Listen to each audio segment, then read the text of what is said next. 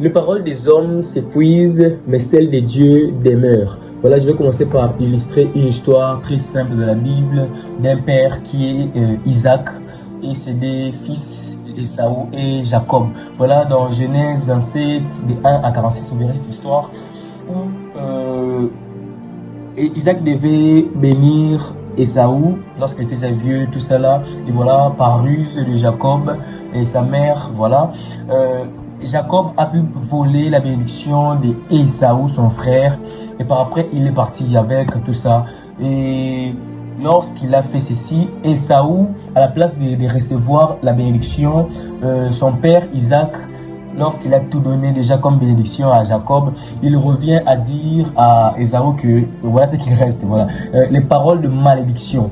Voilà, il dit non, tu seras asservi à ton frère, voilà, tu seras privé de la graisse de la terre, voilà, tu seras privé de la rosée du ciel d'en haut. Donc tout ça là, c'est dans Genèse 27, 39 à 40. Tu verras cette histoire-là, comment est-ce qu'Isaac a prononcé des paroles de malédiction sur Esaü.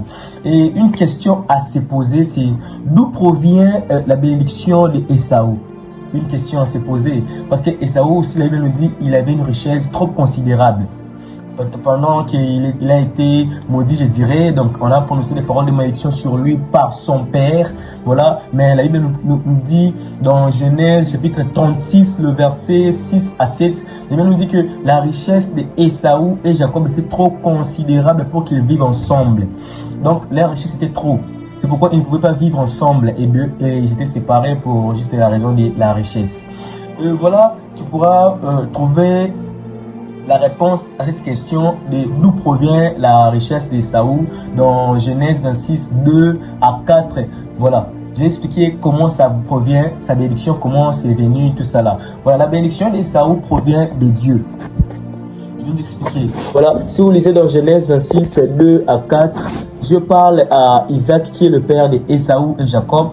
Il dit, tu demeures dans le pays où je te dirai en Égypte, voilà. Demeure ce pays car je te bénirai. Je bénirai ta postérité. Je donnerai toutes ces contrées à ta postérité. Entre parenthèses, Esaü aussi est de la postérité de Isaac.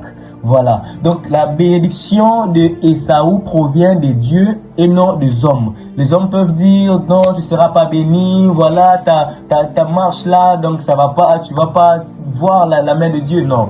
Lorsque Dieu n'a rien dit, faut pas t'en faire. Donc Dieu va dire un mot. Dieu déjà a dit un mot sur ta vie, comme il avait dit déjà sur Esaü pendant qu'il n'était même pas encore né. Donc il a dit ça à son père.